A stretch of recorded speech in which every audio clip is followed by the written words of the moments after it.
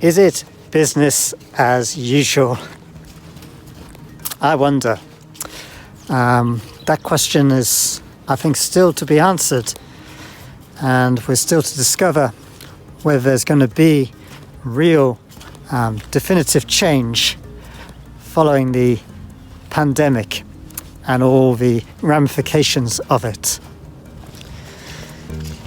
See, I think there's a real hope that business as usual will be put to one side, that in all the different elements of our common life together, that we will find new ways of doing things, new ways of building community together. One obvious context which has been in our news and on our TV screens in recent days has been governance. How governance is operated. We've seen this in Uganda, we've seen this in the United States of America, and we've been seeing this in our own nation.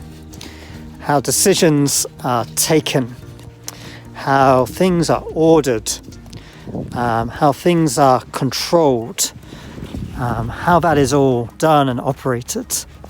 There is a genuine hope that this business as usual will be put to one side in this context.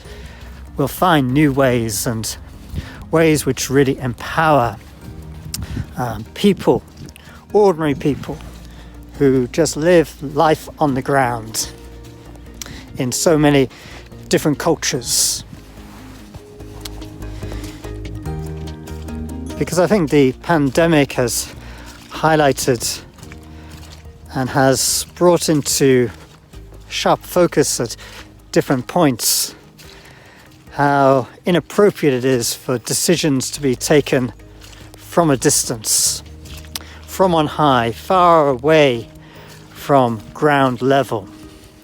How this can create real frustration for people, and it can mean we can live with untruths and with a real abiding fear which can diminish so much of what is real.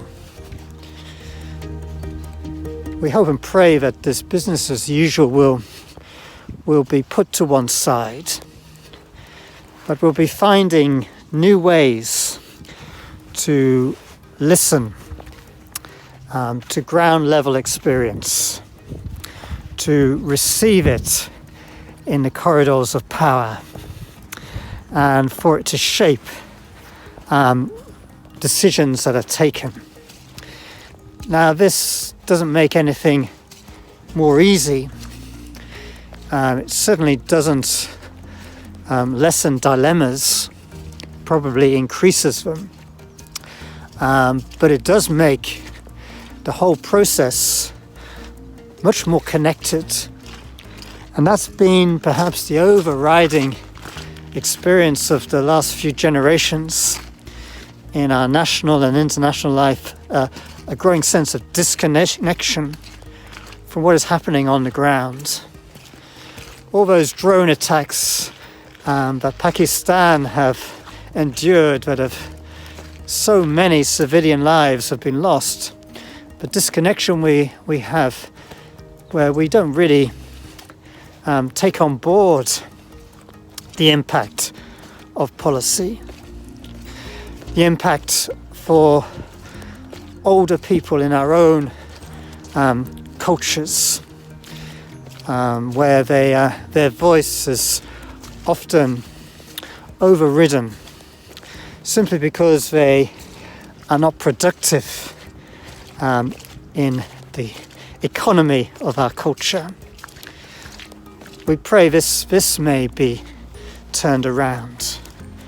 And in the other age range, the bringing to the fore children's experience of life. How do they experience school? How do they experience education? For there to be a move away from simply data data-driven responses, data-driven policies, data-driven plans and improvement policies, but experience of children from the very, very young to the teenage years, that may have a much higher priority and may have a rightful place at the center. We pray that this whole upheaval of pandemic, what it has caused across many stratas of our common life, from the secular to the religious, from the health to the recreation, from business to just our common life together, we may find a confidence to move away from business as usual. And in the drama and upheaval and heartache sometimes of the process we're in at the moment, something really good may emerge. Pray this for family life, pray this for institutional life, which the church is a part, pray this for national life, and for international relations and codependency, one with another.